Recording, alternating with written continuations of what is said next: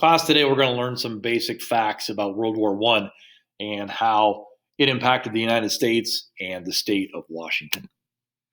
World War One is the first war that the United States fought overseas. Prior to that, we had had the Civil War between the northern and southern states.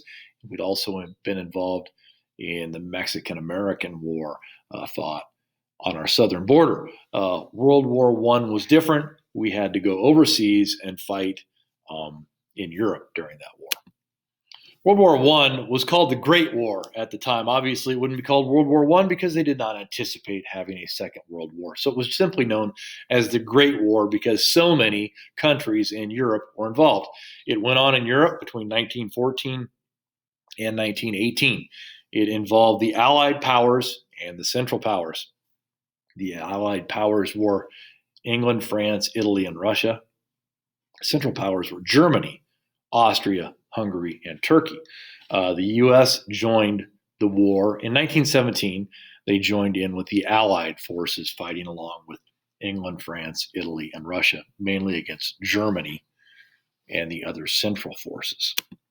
The United States originally did not want to join the war. Obviously, the war was fought for 3 years before they joined, and eventually they kind of were forced to because their ships kept getting sunk as they traveled across the Atlantic Ocean. There's a lot of trade between the United States and Europe, mainly England and France, and Germans kept sinking the ships. And so that was one of many reasons, but that was the major reason the United States joined the war. In so doing, the United States passed what is known as the Selective Service Act, which started the military draft. Okay, and what that means is that prior to that time, to be in the military, you decided if you wanted to and you signed up and you joined. They could not force you to join. After the Selective Service Act, anyone who was between the ages of 21 and 30 was required to sign up to be eligible. And then if the military needed people to fight, they would draft you. They would pull your name and send you a letter and say, basically, you had to join the military. And they'd put you in a military service, and you were in generally for a couple of years. So that started the Selective Service Act. That act is no longer quite the same. They don't draft people now, but that went on up until 1974. Approximately 75,000 Washington men fought in World War I. That was a pretty good percentage of our population. World War I had some interesting effects on people in the United States and in Washington, one of them being on German immigrants. Because we were fighting primarily against Germany, there was resentment against German immigrants. Many Americans feared German immigrants would become disloyal and saw them as enemies. Many German immigrants faced vandalization. Vandalization, or to vandalize, is to damage or destroy something on purpose, and a lot of people destroyed German immigrants' property to try and scare them off. Mainly it was out of fear of the Germans, but they wanted to make the Germans fear them as well. And so that was not a good thing how we treated our German immigrants during that time.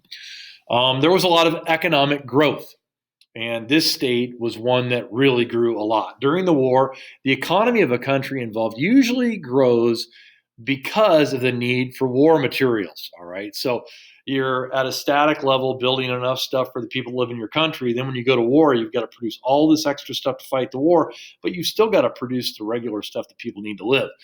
And so it usually improves the economy because a lot more things are built, thus a lot more jobs. In Washington State, there was a lot of growth in farming because a lot of our crops were sent overseas to feed troops.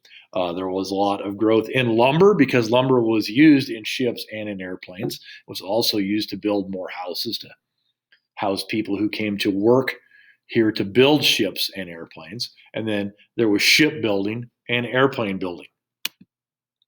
As far as workers, during the war, many men had to leave to fight overseas. So there were jobs open, just their jobs, and then there were jobs created. So there was a need to hire a lot more people. Who filled those jobs? Women. Women were hired for many of the jobs men had, including doing factory work, auto mechanic work, lumber workers, and farming. And so during World War I, over 2 million women in the United States entered the workforce for the first time. In Washington State, nearly 100,000 women entered the workforce for the first time. The big thing that Washington State got out of the war was the Boeing Company. William Boeing completed and flew his first airplane in 1916, and then he founded the Boeing Airplane Company.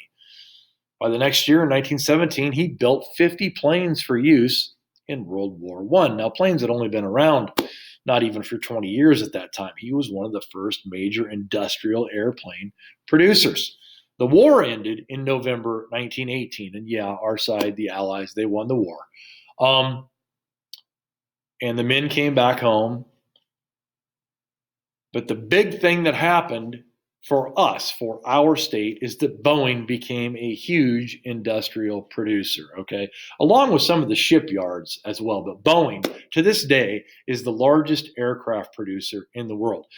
They are the largest aircraft producer of both military and private airplanes. They've made B 52s, B 24s, all kinds of bombers and airplanes for the military, but they also make 727s, 737s, 747s, 757s, and thousands of passenger jets that are in use daily.